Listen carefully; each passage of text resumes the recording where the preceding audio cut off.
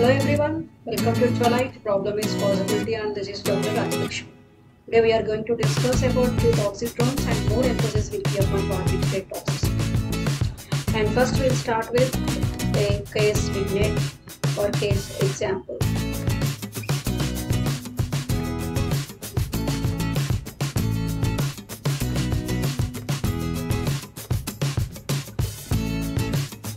A 38-year-old male patient presented to ER with complaints of drowsiness and altered sensorium since last 6 hours.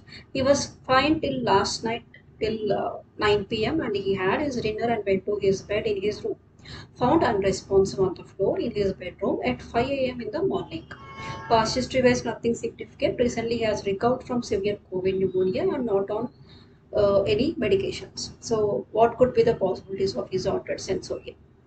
Because he is recently recovered from the COVID. COVID itself is a prothrombotic disease, so stroke is a possibility. And COVID can cause immunosuppression. He must have received steroids because it was a severe COVID pneumonia.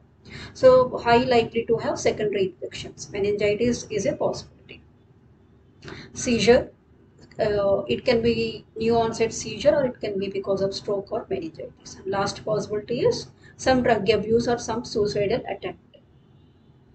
On clinical examination, he was arousable, not following commands, moving all four limbs, pupils mildly dilated and reacting to light, hypotonia in all limbs. The tone in all limbs was less and hyporeflexia. Overall, the deep tendon reflexes were less and plantar reflex was flexor.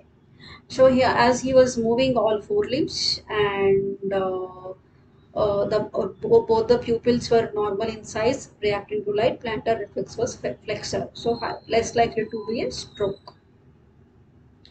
Blood pressure is little borderline 90-60, heart rate 70 per minute, respiratory rate 12 per minute, little on lower side. Mildly hypoxic 86% with room air. CT brain was normal, ECG was normal, temperature was normal, and ABG wise mild respiratory, acute respiratory acidosis. So he is retaining CO2. There is respiratory depression and hypoventilation. Labs wise, all routine labs were within normal limits because there is no history of fever. Even now, temperature is normal and TLC count is normal. So mostly, it may not be an infection. There are no signs of sepsis. So what else we can send? We need to rule out drug abuse or some suicidal attempt. We have to send urine toxicology screening to rule out any drug abuse. So if you look at the symptoms and signs, they're deep coma, drowsiness, hypotonia and hyporeflexia, borderline blood pressure, hypotension, respiratory depression. So all these symptoms and signs will come under a syndrome called myorelaxation syndrome. What is a syndrome or what is a toxicrome? The bunch of symptoms and signs suggestive of a poison or overdose of a group of drugs or group of substances. So by finding all these symptoms and signs, roughly we can say the cause of his presentation is because of this group of drugs. So in this particular case, patient is having altered sensorium, he is drowsy, hypotonia, hyporeflexia and hypotension, respiratory depression. So all these signs together we call it as a myorelaxation syndrome. The common cause of myorelaxation syndrome, commonly benzodiazepines, barbiturates. Less commonly it can be because of meprobamate, phenothiazines, phenytoin, sodium valproate and ethanol. But in case of phenytoin and sodium valproate, there will be other findings. Some cardiac event, some arrhythmia, ECG will be some abnormalities in the ECG will be there. It is ethanol toxicity, serum osmolar gap will be more than 10, and severe metabolic acidosis will be there.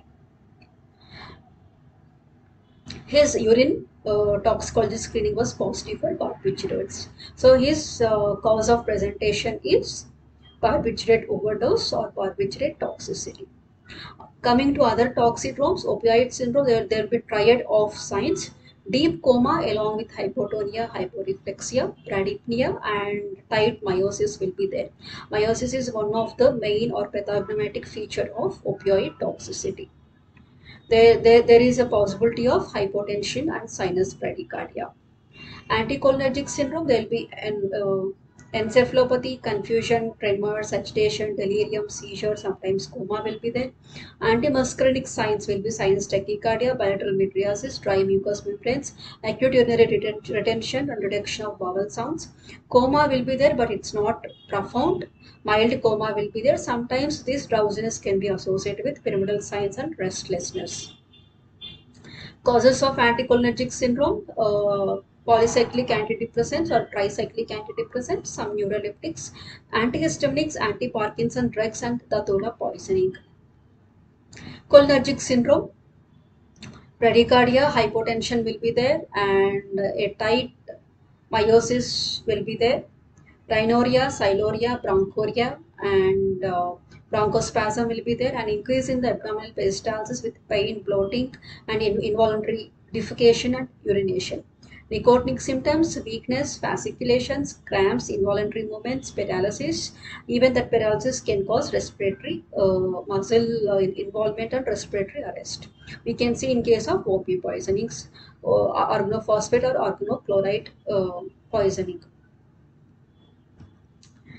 There will be a surge of catecholamines because of involvement of paravertebral ganglia, hypertension, tachycardia, hyperglycemia, hypokalemia, hypophosphatemia, and lactic acidosis will be there. Central cholinergic syndrome, confusion, ataxia, coma, and even seizures. Serotonergic syndrome, neurological signs like agitation, confusion, hallucination, myoclonus, tremors, pyramidal syndrome, seizure, and coma. Autonomic signs will be mydriasis, sweating, tachycardia, tachypnea, hyperthermia, chills, hypotension, diarrhea, and even respiratory arrest. Metabolic disorders like hyperglycemia, leukocytosis, hypokalemia, hypocalcemia, DIC, lactic acidosis, and rhabdomyolysis. These are all signs of serotonergic syndrome. This is the diagnostic criteria. At least three of all clinical signs should be there. This criteria is called Sternberg criteria.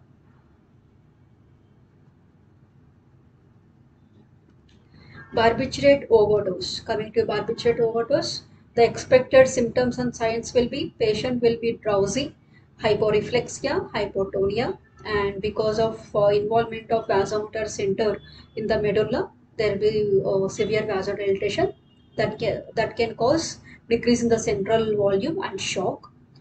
And there will be depression of respiratory center in the medulla, can cause hyperventilation and respiratory arrest. Because of extensive vasodilatation, hypothermia is a possibility. We have to send urine for toxicology and serum concentrations to know the prognosis and to decide upon further modality of the treatment. And we need to check alcohol level because most of the patients will take alcohol along with barbiturates. If serum concentration is 10 to 25, that is fine. That is therapeutic range of concentration, and 50 can cause coma. 80 milligrams per liter is fatal for the life. It can cause death. Coming to few pharmacokinetic properties of barbiturates. These are derivatives of barbituric acid, and there are many compounds with variable range of duration of actions. We can classify them as long acting, intermediate acting, short acting, and ultra short acting. The duration will range from minutes to days. Duration of action will range from minutes to days. The pKa of all the compounds will be varied. That will range from 7.2 to 8, and there will be variable protein binding, variable in terms of lipid solubility, in terms of the volume of distribution, and clearance route. Most of the short and ultra short acting completely will be cleared with the help of the liver. Those substances will be metabolized in the liver. Long acting barbiturates will be excreted through the kidney. So the example for long-acting barbiturate is phenobarbital, short-acting barbiturate is pentobarbital. If you look at molecular weight of long-acting will be more than the short-acting.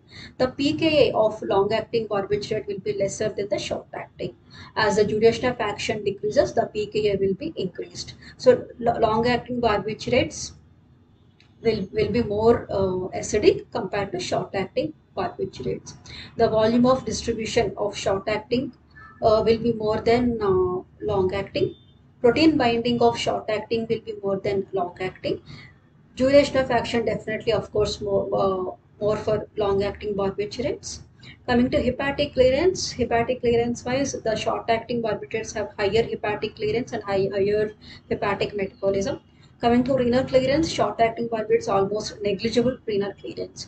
Most of the short-acting barbiturates and most uh, fraction of short-acting barbiturates will be cleared by the liver, not by the kidney. Long-acting barbiturates mostly depends upon the kidney. Coming to extracorporeal clearance more for long-acting compared to short-acting.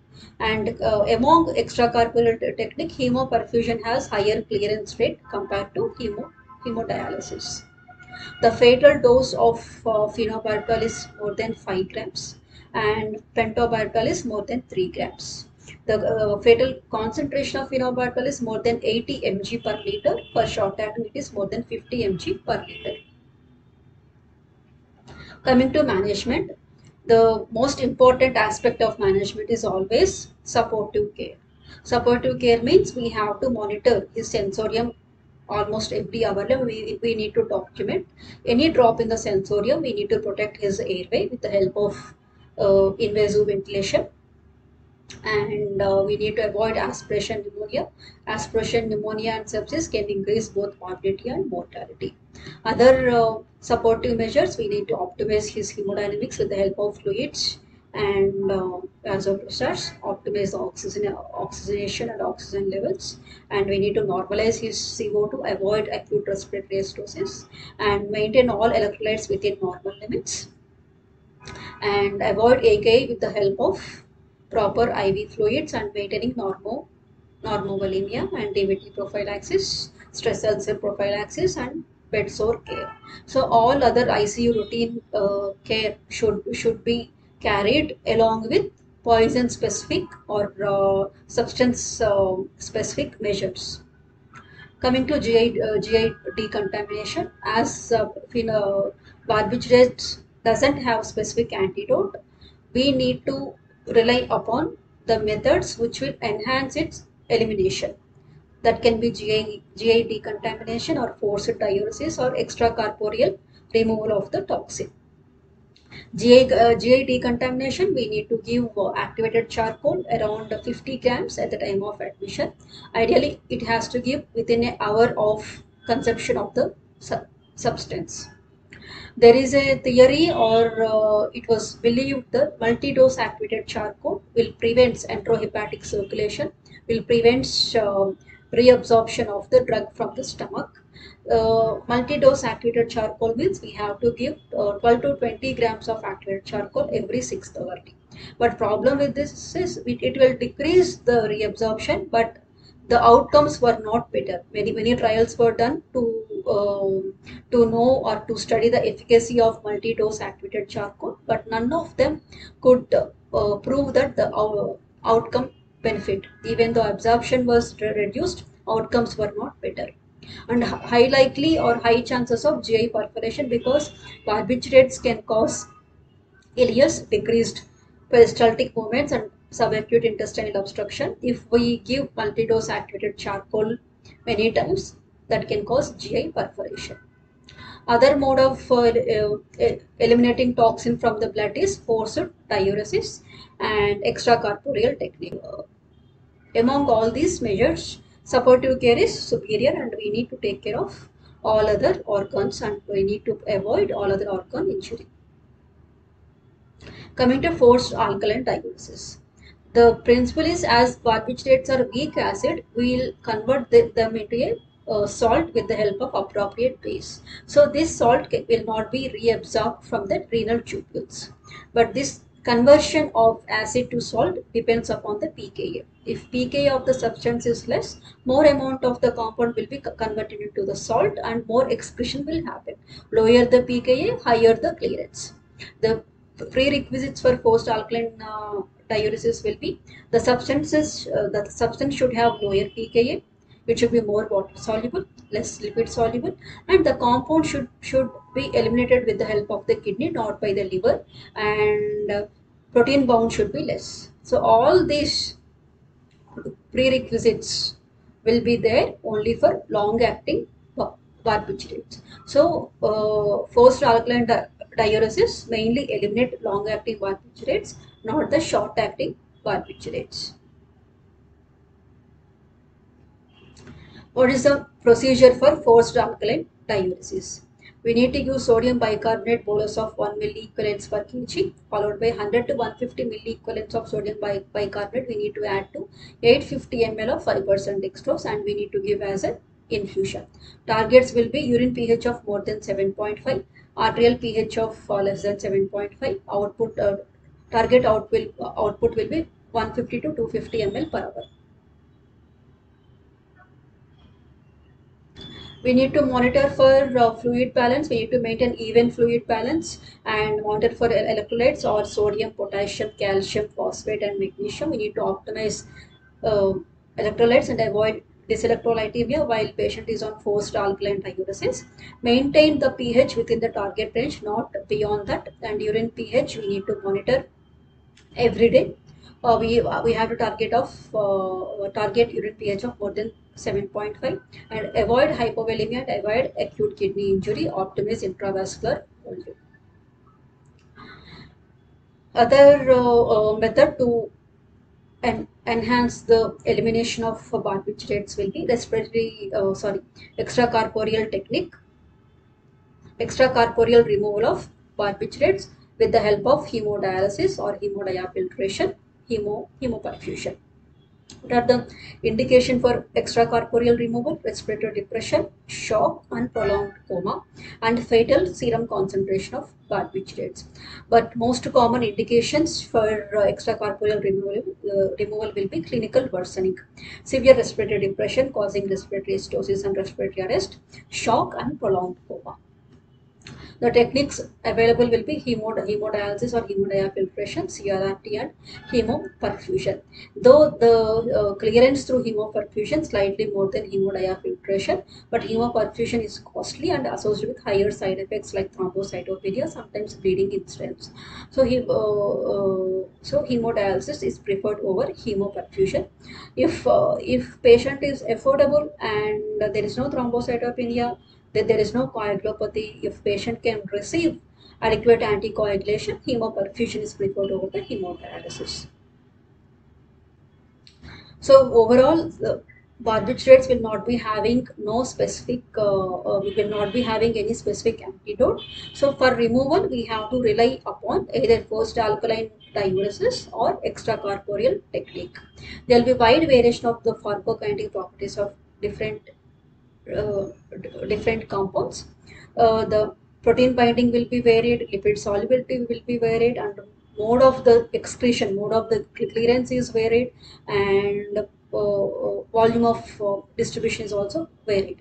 For all long-acting barbiturates will be having higher water solubility, renal clearance, less volume of the distribution, and less protein bound. The pKa will be less. So all these long-acting compounds we can be cleared with the help of forced alkaline diuresis. Activated charcoal, we can give single dose of activated charcoal 50 grams, ideally within 1 hour of consumption. As of now, there is no role of multi-dose activated charcoal, and forced alkaline diuresis mainly for long-acting barbiturates. If there is clinical worsening, deep coma, respiratory arrest, or a severe respiratory depression, patient is in the shock, extracorporeal removal with the help of hemodialysis or hemodiafiltration will be helpful to decrease the mortality, morbidity, and total length of the stay in the ICU. Supportive care is always the priority. It always stands over post alkaline diuresis and hemodialysis removal of barbiturates. So we need to protect patient's airway, avoid respiratory depression, and keep less threshold to intubate the patient, optimize his hemodynamics, avoid all other organ injury like kidney failure and liver failure. That's all for today. Thank you. We'll meet soon with some other interesting topic. Thank you.